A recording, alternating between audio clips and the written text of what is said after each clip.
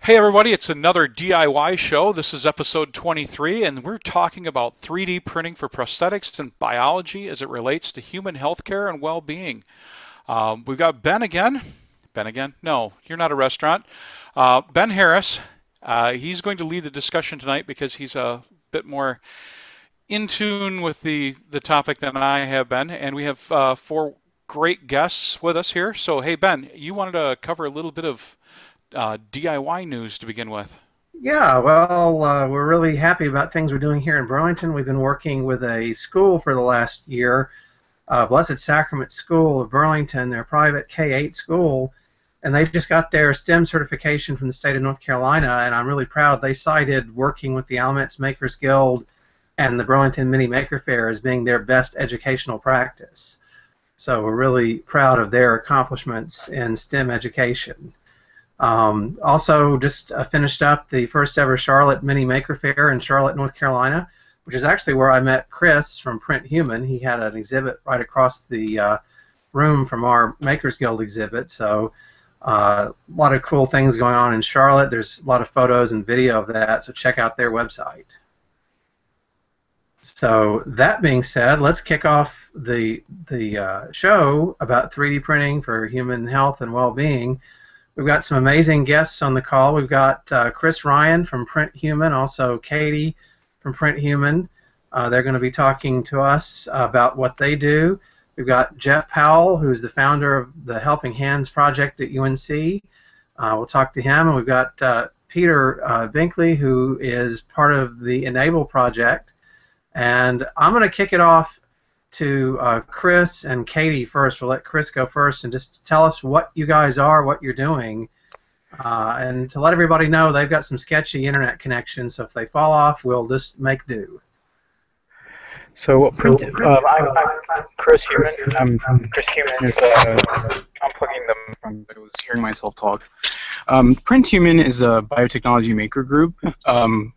We're interested in how the maker movement can be utilized by people that want to do more of a biology-focused project, and it's really and we have a Google Plus community that's about 35 members, and we really just sharing ideas about how this technology can impact people and how it can impact potentially other facets of our environment, such as veterinary medicine and animal welfare, and even plants, and as well as the aerospace industry with some of the medical tie-ins to what's happening at NASA. So it's an interesting dialogue, and we're excited to be a part of it, and we're excited about really everything that's happening in the makerspace movement, and how our membership and how organizations like ours can engage this exciting new space.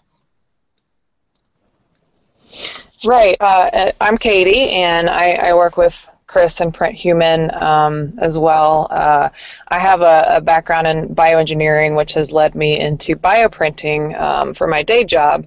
And, you know, we found each other through shared interests, and we're working on developing some entry-level bioprinting and 3D printing technology for the STEM world, kind of going to target, you know, high schoolers, maybe even younger, junior high. So we've kind of gotten in touch with the maker communities and just sort of feeling it out and seeing, you know, who is on board with collaborating with us. And this is kind of one of our first major steps in that. So we're really excited to be here. So thanks for letting us join the call today. Oh, definitely. Thanks a lot.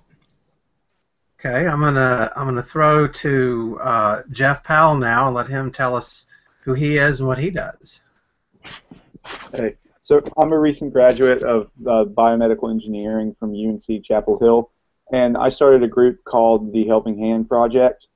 We use a lot of the e-Nable open source prosthetic devices, and then a couple of devices that we make tweaks here and there as needed to get custom prosthetic devices to kids, mostly in our local area, but a couple have stretched beyond that.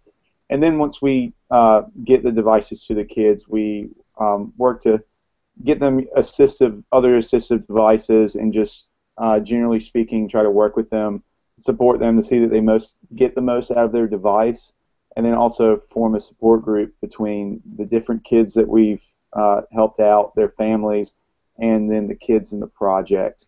And we hope that by forming a concise local group at a student group at the university, then we can keep this going, pass down our knowledge from year to year, and make sure that there's always a group that the kids that we've come into contact with can turn to for help as they outgrow or break the devices that we've gotten them. Cool. All right, so you mentioned e-Nable, so I'm going to throw to Peter. Yeah, I work for e-Nable. I'm a designer and also an educator. So our whole goal at e-Nable is to make designs and information available to amputees. Now, we mostly provide information and designs for congenital amputees. That is, children who are born missing fingers or missing their hand. We've been working with upper limb, at least so far. But we do our best to connect makers with clients, also with amputees, with information and designs that can help them to make their own devices, or maybe teach their family also to assemble devices. So we have a lot of volunteers who around the world who will print for free for someone who can use one of these devices, and we give them away for free. We give devices away for free to anyone who can benefit from them. Well, and in spite of them being for free, even so, the material cost to produce one is very low, right? So, oh, yeah. So what would be a good estimate of how much printing a hand would cost? Well, the printed plastic comes out to about $5 or $6. Yeah. You have to, there are some other components necessary. There's usually some stainless steel screws, some kind of cabling, and then straps, nylon straps, and that's about it. I use leather in mine, but again, I just use like little pieces of leather. So it comes out to under $50 to make a device for someone. And generally, and how does that compare? How does that compare to sort of traditional prosthetic? Oh, there's no comparison. When I and my son made his first device, he was born without fingers on his left hand. So when we made his first device 2 years ago, we bought a 3D printer for $800. And even with the cost of the printer, it's still, just to make a single device, and we've made a lot of devices now, but even just to print a single device, we saved a lot of money. I mean, they're thousands of dollars, and they can get to be very, very expensive, but when you start comparing, an $80,000 device is going to have a lot of technology in it. So it's not really a fair comparison, but it's the difference between thousands of dollars and tens of dollars. Right. Well, for kids who are going to be active, playing on the playground, swinging from trees, if you wear a hand out with what you guys are doing, you can just print a new one, or right. Replacement parts for the one that you have, or as the child grows, you can make new ones. So that's a really cool feature. Yeah, we just scale them up. When the kid gets a little bigger, then if they outgrow it or if they break something, we print new components. Everything's totally modular. So if they break one finger, we can print the part of the finger that broke, and they can swap it out. Everything goes together with snap pins, so it's very easy for them to make repairs on their own. Mm-hmm. Now, how do you, if there's people watching this that have a 3D printer, and they want to get involved and help out, what do they need to do to work with either you or Jeff to do something about that? Well, if you want to know more about what we're doing, the best site for news, I would say, is enablingthefuture.org, and that's one word. There's also an e-Nable Google Plus community, and if you ask to join, then we'll bring you on board, and you can. There's a sign up. So if you join the community, you'll see at the top of the page there's a link for you to get started. If you're a maker volunteer, and then you can, and you already have access to a 3D printer, there's something you can do. If you're looking for a 3D printer, you can go to the forums. Also, Enabling the Future has, the website has recommendations for, if you're looking for a printer, things you should be looking for. You know, they'll get you started. You'll print a test hand before you get a client, and then, you know, we look over your test hand and make sure the quality's good and that you understand the assembly process, and then from there, you know, you can start working with clients. And now, working with clients is not necessarily working with them one-on-one. There exists the possibility to do work for someone remotely.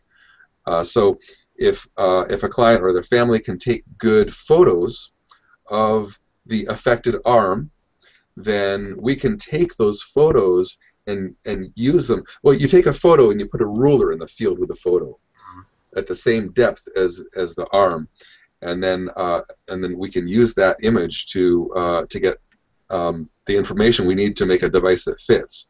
And, you know, it should fit as well as your shoes fit on your feet. But my first device I made was for my son, and we were together. But my second client was a little boy in Greece who I've never met. I gave his parents instructions for taking photos, and they took a great overhead photo and a side photo, and I used those. I brought them into Blender, which is what I use, but there are other 3D modeling programs that will allow you to import photos, and I was able to model, I mean literally model a device around the image and then print it. So what is your background prior to doing this? What's your profession? Well, I've been a foreign language teacher for 15 years. I taught ESL and French, and, you know, 3D design is something I just started really 2 years ago when Peregrine and I made his first device. I get up early in the morning and I work. So you know, anybody can do it. YouTube was my teacher, really, and I was able to pick up everything I needed to. You know, Blender has a lot of support. When you first open it up, it's very intimidating. But, oh yeah, it's like the controls of the space shuttle. Yeah. There are a lot of things you can do with it, so it can be scary going into it. But, you know, you start with tutorials. You go to Google, go to YouTube and type in Blender tutorial, and you'll get started. And then pretty soon there will be something specific you want to do, and you can search that too, and it'll teach you how to do it. Well, cool. Well, I'm going to throw back to Jeff. So tell us about the Helping Hands project and what you founded there. Yeah, the actual organization. Yeah, so the organization was founded after I was connected to a local boy through one of UNC's professors, and, you know, spent the time to learn all about these open source devices, e-Nable, 3D printing, the whole nine. Even though I was a biomedical engineering student, it was pretty much my entry into 3D printing as well, and so I kind of figured all that out. And by the end of the process, once I got the hands of this child, just realized that, you know, the need was out there to get these to other kids, and to form a group that can, you know, stick with these kids as they grow older. So I turned to, you know, some of the other biomedical engineering students who had seen what I was doing, and, you know, enlisted a couple people who were eager to help, and then the hand project was born. We were lucky enough to be able to get a little bit of publicity from the first hand that we sent out, and then and every time that we had a news story or whatever it may be, we made sure to put our email in there saying if you would like to donate or if you know a kid that could use one of these, then to contact us. And so we're now up to, we've actually been in touch with about 40 kids and that we're trying to help. Most of them, again, being in the North Carolina area, but we have kids as far as Salt Lake City that we've been in contact with. And it's all been student run. We've raised all the money, all the donations ourselves. Students, come together to teach each other 3D printing, spend long hours in the lab, fleshing out the details and getting these devices made and out to kids. Yeah, I think it's an amazing thing that you've done as a student. And of course, you've recently graduated. You're out there in the workforce now. But you actually created an organization that's self-sustaining. You made it into a nonprofit. What could have just been a single class project and do this one project turned into something that will help other people. And to me, that's the whole spirit of the maker movement. Yes, definitely. So Chris or Katie, Helping Hand is all about sort of a single use case of 3D printing to help people with some specific issues with amputation or they've been born without a hand. What kind of projects are you doing? How are your projects going to be able to help people? What are some specifics? Yeah, so Bennett, the principles behind the groups like Helping Hands and e-Nable the Future actually apply to us as well in terms of the part production and actually making 3D printed body parts, whereas Print Human is more focused on trying to use 3D printers to actually create some type of a physical part which represents a part of the body. And in general, those are divided into two types. And we sort of refer to the NIH 3D Print Exchange, which is a site that we use to share and upload our open source models with people, and through social media and through online communities that are engaging in this type of thing. But we have custom CAD type of models where people are using like Blender to create a part, or they're using obtaining some data from the hospital. Like if you go to the hospital and you stub your toe and you get X-ray or a 3D X-ray, a CT or MRI, or some more sophisticated scan, then that data can be pulled into Blender or your 3D modeling software and printed from your 3D printer at home. So it's also about helping people. So the question I think that is fascinating to me is how do we actually use 3D printed body parts? One of the most common applications I've seen personally is using the 3D print to, particularly ones that are obtained from medical data sets, to help surgeons prepare for cases or to see disease process in such a way where it's like holding the disease in your hand rather than reading it from a textbook. So from an educational standpoint, it's a powerful resource. It's a great visual tool, but with the advent of bioprinting, I'll let Katie provide some thoughts on this. But I think the 3D printing world is getting ready in many ways to see a wave of more accessible printers that could actually create tissue.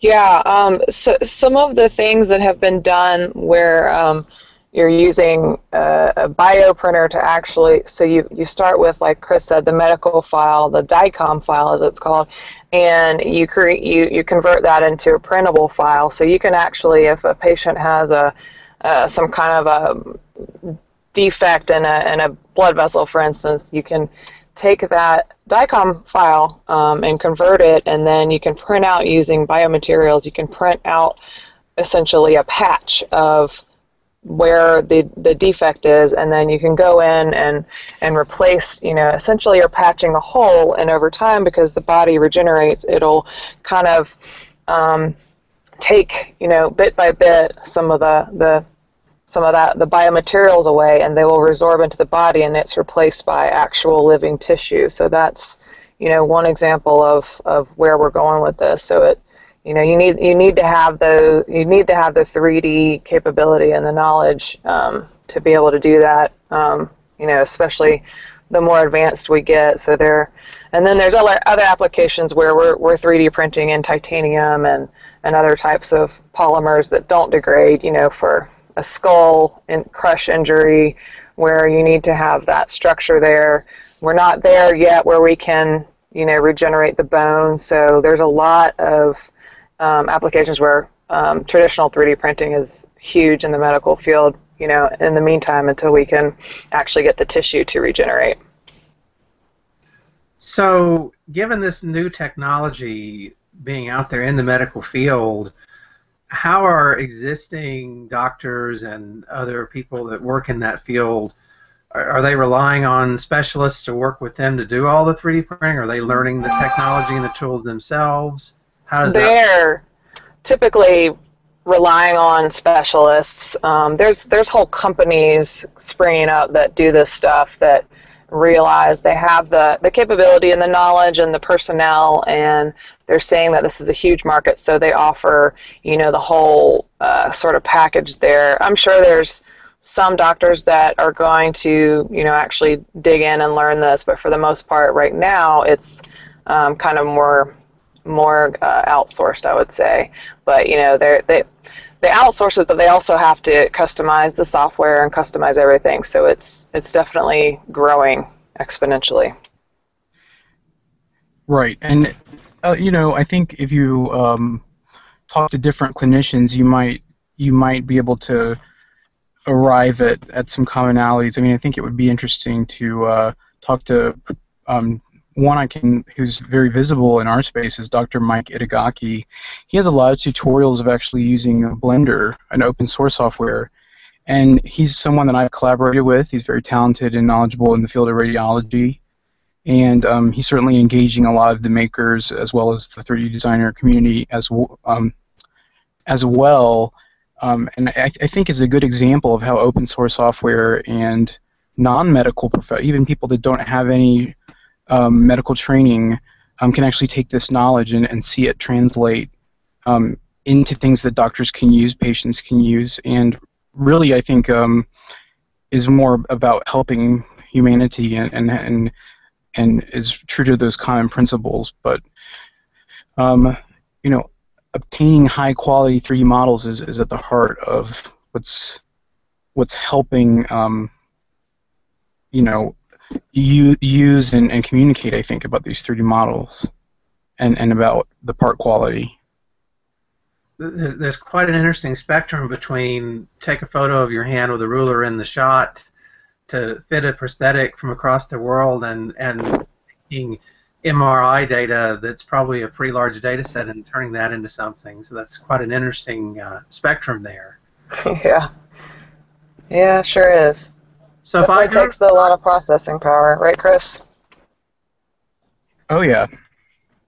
So if I go to the doctor, and sometimes now you can get a DVD image of your MRI scan or whatever it is, they'll give you a copy for your records. How can makers listening to this, is there a way they can do something with that data to print out their gallbladder or whatever they like, just as a model, is there a way to do that? Yes, yeah.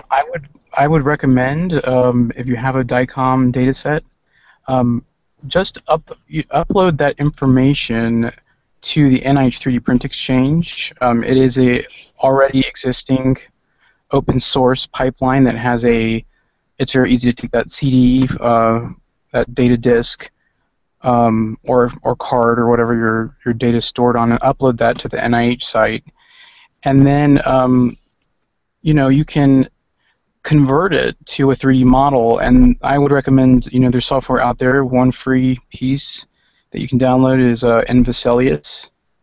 There's also Slicer, and that was, I think, funded through an NIH pipeline. But there's a lot of emerging new tools that really could change the way that process of getting from, what you get when you go to the doctor's office on a disc to that 3D model. There's really a lot of new software approaches, and not all of them are free, or even necessarily similar in how they function. So I mean, it's a complicated, diverse array of software out there for you to experiment with, and it's really a full-time job. And I think it's going to be interesting what pieces of software are kind of touted as the winner of that, for ease of use, as well as for the medical community that wants that medical grade software for their systems. What's interesting is that actually there is some documented cases where people without medical backgrounds but engineering backgrounds have used this. Back in January of 2015, Make Magazine ran an article about a man saving his wife's sight by 3D by printing her tumor and giving it to a specialist, and that helped them dramatically. Actually, completely saved her eyesight, whereas she was going to lose it. It's amazing what you hear about. I hear what you guys are talking about, and everything I'm thinking of is this is world changing. Every bit of this. 10 years ago, none of this even existed, and now not only do we have new tools that the doctors don't even have in their own hands, but we've got people printing prosthetics for children who can't afford it. And I'm looking at what you guys do with these prosthetics. Third world countries, they can have it now instead of waiting for a first world country or second world country to manufacture it for them and ship it over there. It's absolutely life-changing technology. That's the whole goal is. I mean, speaking from the e-Nable standpoint, accessibility is really what it's all about.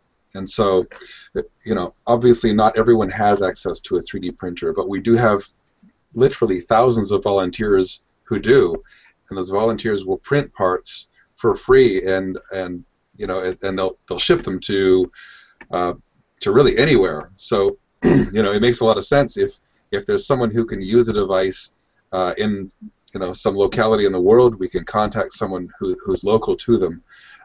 But also, part of the design goal is to make the other necessary components cheap and ubiquitous. So that's why we're using, screws and cabling and leather and things that are available, worldwide, and very inexpensive. So, yeah, we're hoping to to have a lot of impact, and I think that there's a lot of promise to have a lot of impact. There's I use Blender, and I really promote Blender a lot because largely because it's very capable. It also is free, so anyone can do their own design work if they want to, and it will also run on a pretty crappy computer. As long as you don't have a lot of things going on in it, but you can definitely design yourself a device on an old Pentium 4 that your grandma used to use. Yeah, we used Blender. It's a wonderful tool for both. I think for us as well, and I promote it as well. I mean, it's really worked wonders. And it's the more time you spend with it, you discover new things every day. We used it to create a hybrid model that was part data and part custom 3D modeled of a complete human that's intended to be able to be 3D printed part by part or layer by layer. That's an ongoing project. Certainly, we've had some media from that, some images of our work, and it's it's in the same way that a lot of these like the prosthetics community. Not everybody, not all we call our members are calling them biomakers. I think we're all biomakers, but there's an important role of sharing that's especially between the 3D modeling community and the digital design community and the manufacturing component, because it's just I think it's very important, at least in my experience, to see the test or the proof of concept of your works, to see it 3D printed. Peter, before we get too far off of what you were just talking about, I've seen, as I'm sure you have, that these 3D printed prosthetic devices that groups like Mine and e-Nable are making have come so far in the 3-4 years since the first rendition of it was created that there's no telling how far they're going to go in the next 4 years, the next 10 years. Now, you know, we're able to make mechanical prosthetic hands for kids that are a fraction of the cost of what they've traditionally been. Now you have groups out there that are pretty close to perfecting electromechanical versions too, again, at a fraction of the cost. So it's just really, really great to see what the maker movement, the open source community is doing. So right now it seems we're kind of in a wild west with you know, a new frontier of activity and people doing great things. Is there going to come a point where, you know, government agencies are going to say, oh, wait a minute, we need to regulate this, we need to have rules or laws, or how are you using, you know, it's something that's for human beings. I mean, granted, a model of something is different, a prosthetic hand is different, but at what point does government get involved? Well, that's a tough question. Nobody wants to jump. Well,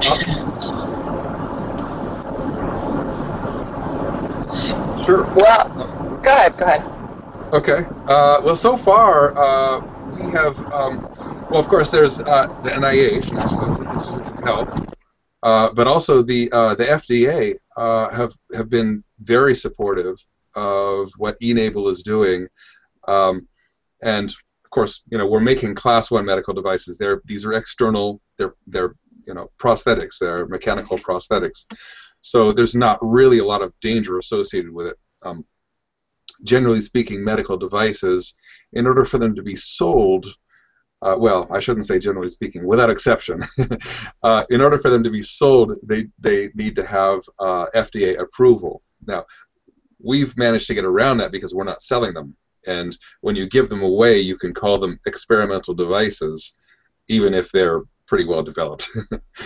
So that's kind of the loophole that we're functioning within. But I do see the potential for commercial versions of what we're doing, and like when I publish GNU GPL, which does allow commercial use. So someone could, if they wanted to, they could sell these devices too.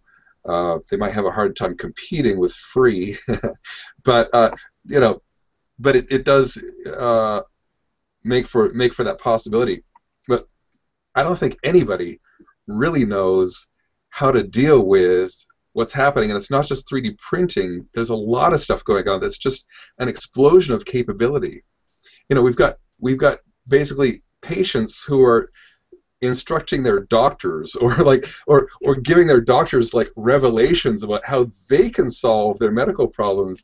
You know, and you know, I was a foreign language teacher before this, and many people consider me to be kind of at the cutting edge of this field, and I started 2 years ago. So, you know, anybody can do like anything these days. It's mind-boggling. Yeah, I was going to say in the bio world, it's in the bioprinting world, it's definitely very tricky. It's you know, all this stuff is R&D phase right now. I think there might be some kind of clinical trials going on using bioprinting. Maybe more just to compare the results to the way things are done now, but that's definitely a huge hurdle. If you know the commercial applications right now are, in testing, in the drug world, testing toxicity or efficacy of new compounds against, the bioprinted tissue.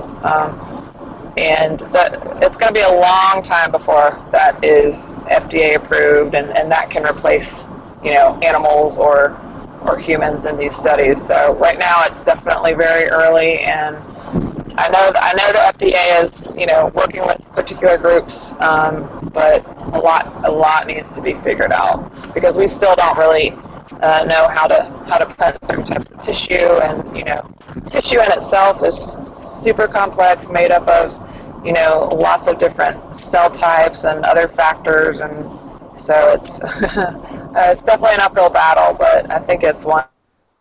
If these companies work with the FDA rather than, go too far down the rabbit hole and then realize they need to sort of satisfy some of these requirements. I think if they work together sort of proactively, then that'll be the way to approach it. And I'll just add one quick thing to follow up on what Katie's saying. Another aspect of that's important to think about is how is this technology viewed by the public and viewed by those policymakers who are potentially going to enact or remove important pieces of regulation that could change the way that things are done. From a public health standpoint and just from public knowledge, one thing that there's still a need for is, and critically so, are organ donors.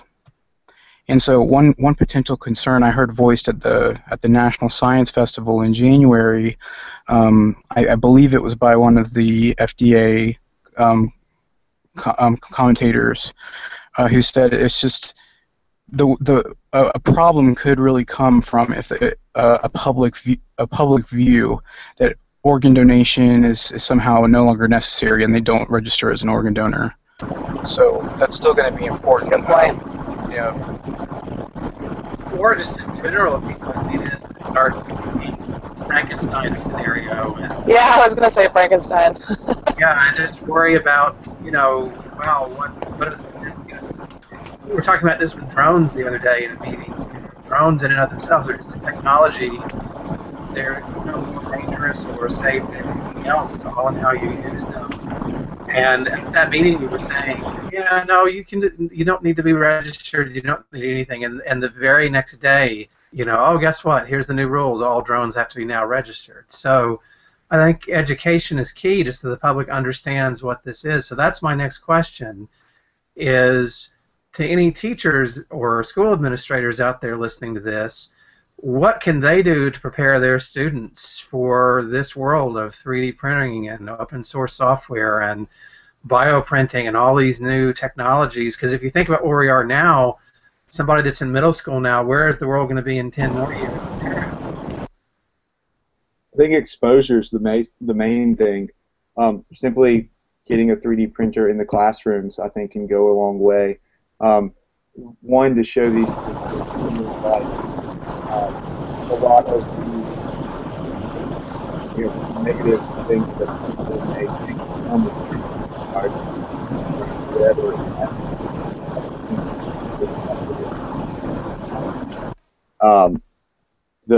I know when 3D printing was first coming out, there was the whole scare that people were going to use them to make guns, and look what their main use is for now. It's for prosthetic devices, for at-home projects, for very positive things. So just getting devices like these to the kids, letting them see what they're like, letting them play around with them, and also kind of learn what they can do with them, so that they can start thinking about how they can take these technologies, use them for a positive action, and then add to them and add to the open source community that has developed. Definitely. That's a good point. What about for the biology side of things, Chris or Katie?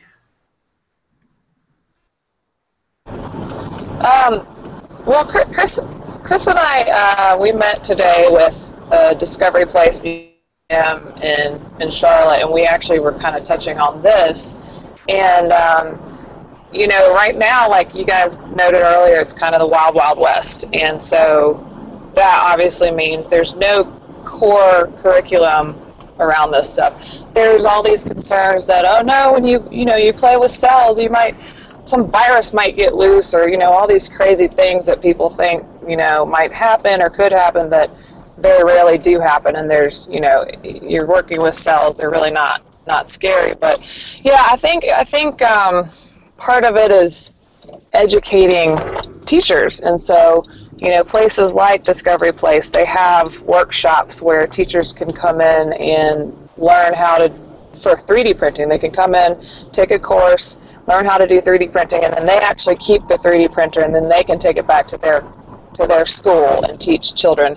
However, I just don't know that it's part of the core curriculum. So I think right now where it stands is it's a little bit of an extracurricular type approach, where this is more that people are interested in it and they're going to pursue it, rather than they're being taught it because it's part of their electives or their core courses in school. I think that's going to change over time, though. I think just like if you flash back to the 1970s, suddenly the school got their first Apple II. Well, right now schools are getting their first 3D printer, and I think over time there's going to be one in every classroom. It's just a matter of funding and adoption and training the teachers and training the public. So, yeah, and I think an important tie-in is really kind of the literacy. As the literacy increases, or really as a society across the world begins to have a greater public understanding of 3D printing technologies, it does make that conversation easier in some ways. I think you could make that case of really explaining what bioprinting is. I think there are a lot of differences. I mean, and Katie was pointing out some of the nuances that are important to have a really full understanding of that topic. But I think for kids in classrooms, the key question is, do we want them? I mean, our policymakers and people that have strong feelings about this, do people want them around living material? And my personal opinion is, well, we're always going to be around living material. So I think there's an enrichment that could come from that, and potentially, especially with plant material. I mean, there's not going to be a lot of controversy about using plant materials or materials that were obtained through a natural source. And are cells really going to be any different? Do those things even really fit into Common Core curricula in the scope of what is going to happen in the classroom? Probably not. But once you're familiar with the 3D printer, when you go out into the workforce or into these, one day I think we'll want to prepare our learners to be able to contribute and work with these technologies at a greater scale, so that we can yield the maximum benefit from the technology and what this stuff can do. Also, one more thing. Bioprinting is really just 3D printing of soft material. So, you can take out the cellular aspect of it, and you're working with what we call biomaterials, which does not mean it has an actual living component. A lot of these are commercially available, FDA-approved materials. So, you can still teach a lot of the principles. It's all just kind of fluid mechanics and dynamics at that point. that's a really good point. And they're sterile, like Jell-O. Yeah, I mean, exactly. It's like the same as 3D printing with food. I mean, it's pretty much you're doing the exact same thing. Now, are they doing the 3D printing of like lattices for growing? Like, let's say when they try to grow an ear, are they using 3D printing to print the lattice for the biology to grow on? Yeah, actually, they're using. A lot of them are using a thermo-melted plastic. Usually it's a biodegradable one, but it's essentially the same as a, filament polymer that you guys use for normal 3D printing. That's pretty much the exact same thing. One of the stories from the White House the week of making this year, the president declared a week of making June 12th to June 18th. One of the speakers was a 10-year-old boy that had worked with some folks as mentors to learn 3D printing. He was missing his arm from just below the elbow down. And the interesting thing with him is he printed an arm, but his first prosthetic hand was not a human hand, but it was a Lego hand. And he went from there to then having a Lego hand that had the studs on it so he could plug other Legos onto this module and make anything he wanted out of it in real time.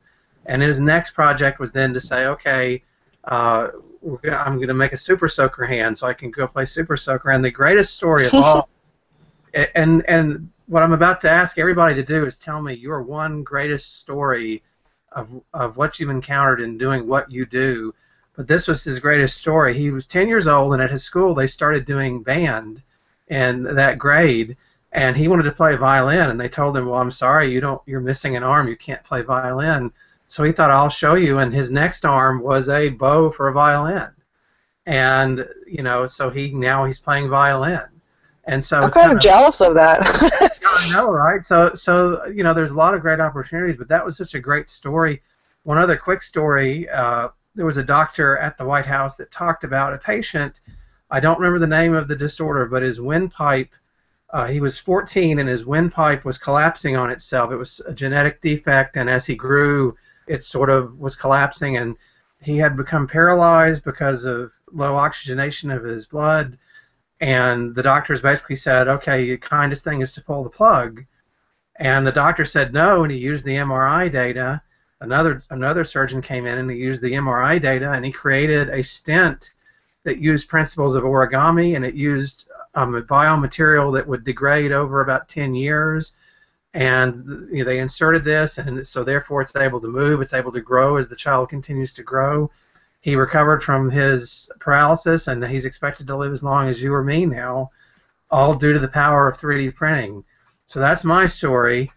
I'm gonna go first to Jeff, because you guys might want to think a little bit. But Jeff, what's your great story?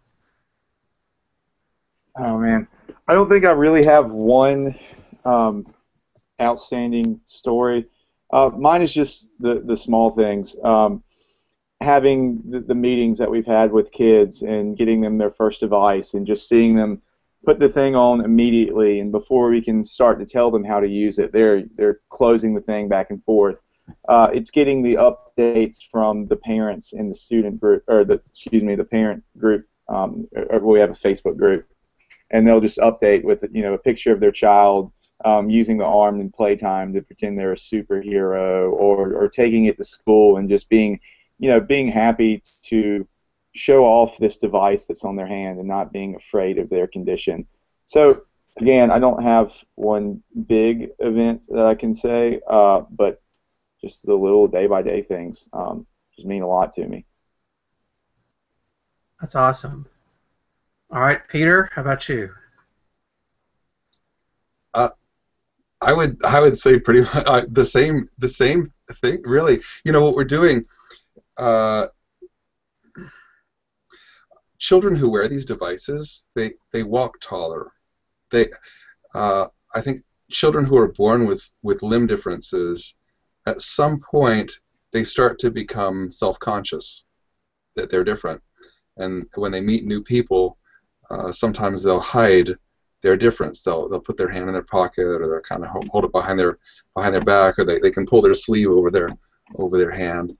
But when you give them something that's in their favorite colors and looks like a superhero hand, or like something else, it doesn't even have to look like a hand. It could be this big Lego thing. Now they have something that they can show, and actually that you or I can't even wear. So in a way, it's something it celebrates their difference, and it makes their difference into something that gives them, in fact, special powers. My son, it was kind of a discovery for him. And he's an adult, but he's excited about the fact that he's got a biological hand and a robot hand, and he can grab things that would otherwise burn him. He can, if there's a falling a log or a board that's like 200 pounds, you wouldn't put your hand under that to catch it because it would smash every bone in your hand.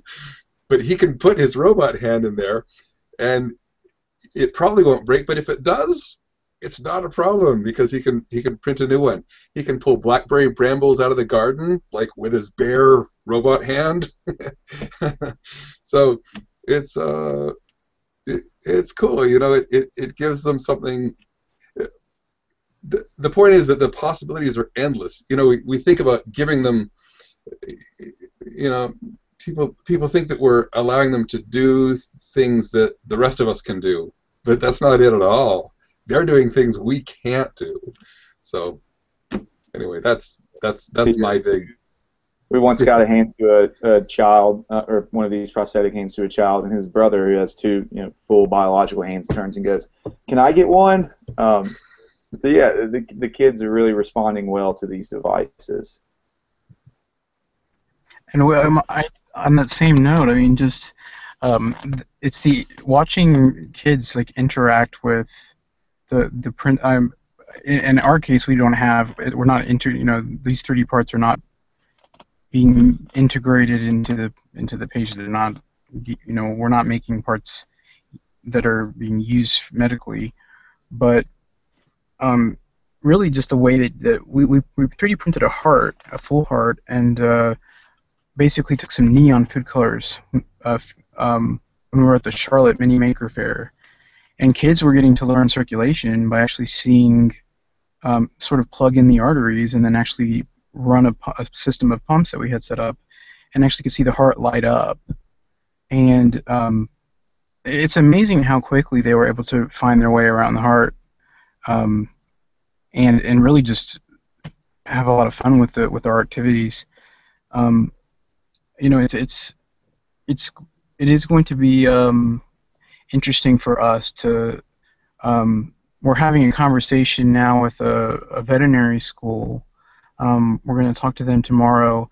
I'm interested to see if what stories the bioprinting world will have, and how the makers and how people that are doing this already, perhaps within our shared community, what kind of applications there may be in the future.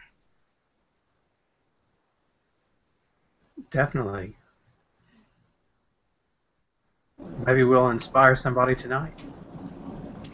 Is it my turn? Yes, your turn. It's a tough one in the bio world. I think right now where we are in the industry, it's so early, but to me it's seeing some of the things, the researchers I work with, seeing some of the things they've been able to do, it just all reinforces the fact that biology is fascinating. We're essentially taking a 3D printer, you put a syringe on it, and instead of printing out your filament, your plastic, you're printing out cells. And if you can print out cells in the correct way, they will self-assemble, and they will, essentially start functioning on their own. And you don't even, you have to be accurate, but you don't have to be nearly as accurate as you think. And it's just, there's a certain order, and there's a certain, if you get it within a certain amount of, close enough to the next cell, they will naturally fuse, and biology takes over. And that's what is just fascinating to me. It's like, our equipment, it's not really that special, but it's like magic happens. So that's kind of my takeaway from it, the most powerful thing to me. Yeah, I only just recently, as in this week, realized what was going on with bioprinting on the desktop 3D printer level.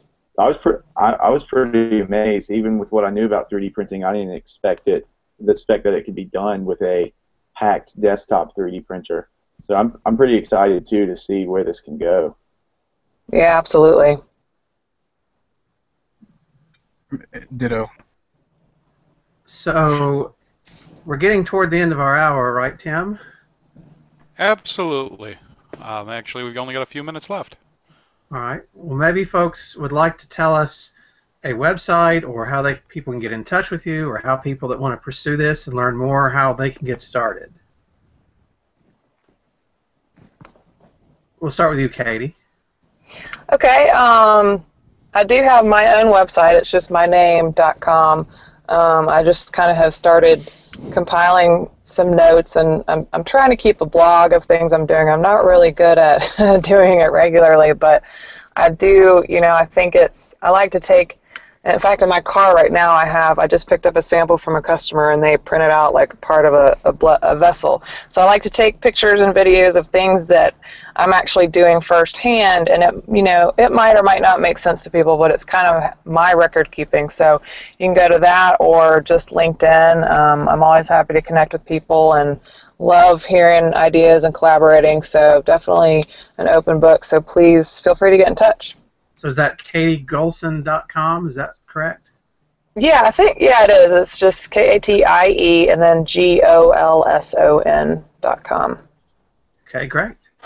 And for Print Human, we just launched our website at printhuman.org, and we're going to post a lot of resources there. The best way to engage the Print Human and get involved in with our biomakers is to join our Google Plus community. We're about 38 members right now, and we have some shared membership with some of the other great organizations that were here this evening. And you can follow us on Twitter at twitter.com/printhuman. And definitely check us out. Cool. How about you, Peter? Well, e-Nable is a couple of years old now. So we have the Google Plus community. You can request to become a member, and you'll become a member. They'll let you in, and you'll get a lot of information, a lot of how to get started with making assistive devices, and you'll see a lot of people posting stories about what they're doing on the front. Of course, there's also enablingthefuture.org, and that's all one word, enabling the future. And that's a great site for. They have a lot of resources and a lot of articles. You can see the devices that we have available, and also 3D printer recommendations. But just a lot of stories about what people are doing around the world with 3D printing of mechanical assistive devices. That's and I'm my handle most places is Prof Bink, PROFBINK, and you'll see me on Thingiverse, so you can see my designs, but you can also find them through e-Nable. Awesome. Oh, and we're e-Nable's like 6,000 members strong now, but we're a couple years old, so it's growing like every few days. It's like 2% bigger. Awesome. So the website for the Helping Hand Project is helpinghandproject.org, and that's singular hand, helpinghandproject.org. And our email is up there. You can reach me at helpinghandprojectnc@gmail.com, and we'd love to hear from anyone who has a story to tell, and we'd love to connect with any kids, whether in our area or beyond. Well, go ahead, Chris. Oh, and one other thing, if we are looking to get involved in some prizes, there are some prizes out there. I would definitely encourage you to check them out. New Oregon is one of them that we're trying to at least have a collaborative involvement into 3D Bioprint Deliver. So if you're interested in being on our team's bid to be on this project, it's Chris at printhuman.org, and I can definitely share where we are, and there might be some potential there to get involved through the challenge world in this. Well, and I'm hoping to get all of you guys involved in next year's Burlington Mini Maker Fair on April 23rd. I've already talked to a couple of you about this, but so you may have a chance to come meet these guys in person there and put some hands together and see some demonstrations and do some really cool things. One other quick plug is for something called SwitchPoint. This is where I met Peter and his son this year. SwitchPoint is a maker conference for the healthcare world. They do a lot of things with the third world and creating devices and mechanisms and using big data and doing all kinds of interesting new things to help people all over the world, and it's sort of a maker healthcare oriented thing. That's in Saxapahaw, North Carolina, and it's the week next year. It's the week before our Maker Fair again. So check out SwitchPoint online if you want to learn other cool maker healthcare things. It's an awesome experience. It's unlike any conference I've ever been to. Really unbelievable. This has been amazing, everybody. I knew what was that there was a movement going with 3D printing and biology, prosthetics, but I did not realize it was going as far as what everybody here presented. Makes my accomplishment of hacking a light bulb today seem a little lower, but this was just and I know this is just the tip of the iceberg about the entire subject of either prosthetics or bioprinting or even 3D printing for diagnostics. I can't wait to see what happens as things move forward. It's an amazing. It's moved faster than I've seen any other technology of meshing two different worlds. Definitely. So, hey, thank you for having us. Thanks for really working to put this together. Oh, thank you. I want to thank everybody. We are out of time tonight, so I want to thank everyone for joining us. Tonight's subject was absolutely fascinating, and I'm going to be searching and reading a whole lot more about it. It's been great having every one of you on the show. The DIY show is part of the AV Nation Network. You can find more podcasts such as AV Week and Red Band Radio and more at avnation.tv. That wraps up another show. See you next time.